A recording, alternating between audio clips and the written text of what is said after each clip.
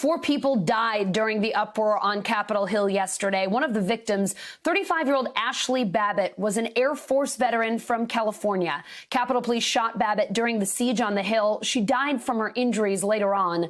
MSNBC anchor Yasmin Vossoughian is outside the Capitol building today. Yasmin, what else do we know about Babbitt and what she was doing at the Capitol yesterday? So I want to read for you, Allison.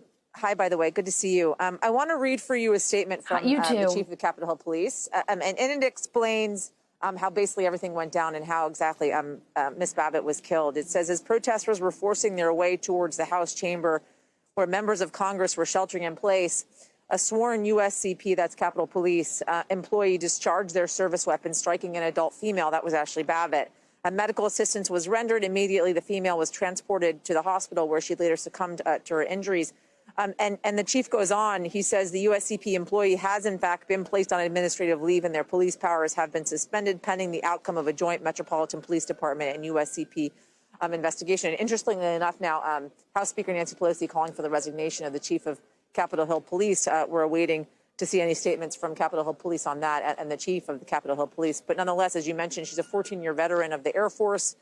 She was from Southern California. She was believed to be an ardent supporter of Donald Trump and of President Trump. Her family has been talking about that online as well. And she is allegedly believed to have been a QAnon supporter as well, been pictured with QAnon support and signs in support of QAnon as well. And I have to say, her story is representative of a lot of the folks that I spoke to out there in that many of them were from out of town. I mean, I didn't speak to one person, Allison, that was from the District of Columbia or the surrounding areas, really. Everybody had come here from somewhere else. A lot of people I spoke to had come from Florida. A lot of folks from California. I spoke to a man earlier today from Arizona that was out front. I mean, there was just a couple of hangers-on at this point out front the Capitol early this morning when I was on, and he had come all the way from Arizona saying he didn't know when he was going to go home. But for the most part, people had only come for 24 to 48 hours. They felt like yesterday was going to be a historic day on their part. They wanted to see the election overturned. They felt like the election, in their words, had been stolen from them. And then I asked him, I said, but someone has been shot. Someone has been killed. The arms of the the doors of the Capitol building have been breached. Congress people are scared. Is it worth it? And for them, Allison, they said it was. There was nobody that said to me outside the front of the Capitol as it was going down that they felt like it was no longer worth it. They felt like they hadn't been heard, and now they would be heard. And it was a historic day yesterday, but it wasn't a positive historic day. It was an incredibly awful day here to see the grounds of the Capitol be breached and a life lost, no matter who you support. And now today, 24 hours later, a completely different sight. Yeah, that sure doesn't sound worth it at all, Yasmin. I mean, you said it, a life lost there. What do we know about the other deaths that happened yesterday, if anything?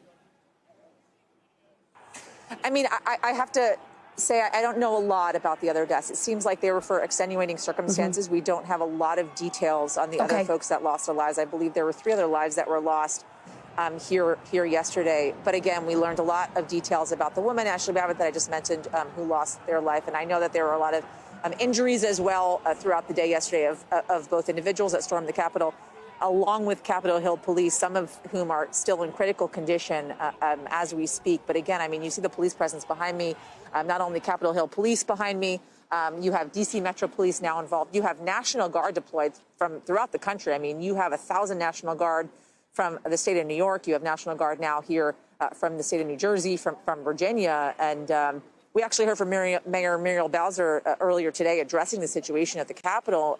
And she spoke about the situation a bit. Let's take a listen to her.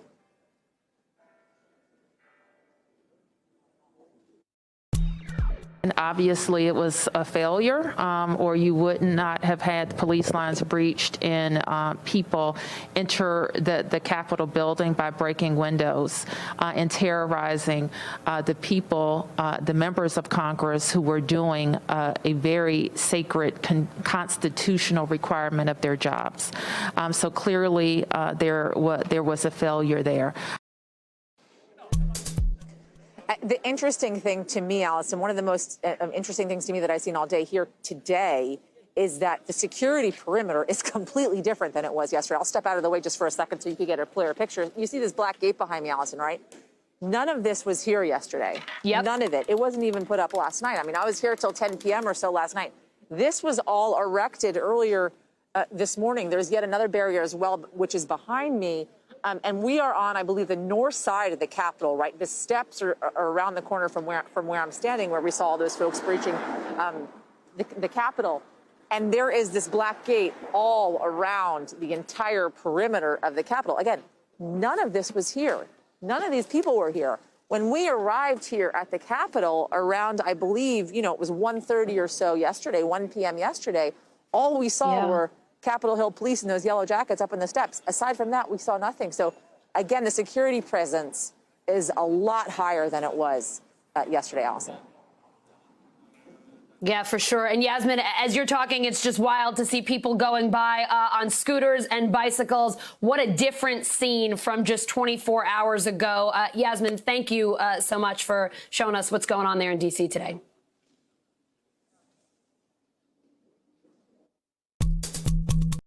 Hey, NBC News viewers, thanks for checking out our YouTube channel. Subscribe by clicking on that button down here and click on any of the videos over here to watch the latest interviews, show highlights, and digital exclusives. Thanks for watching.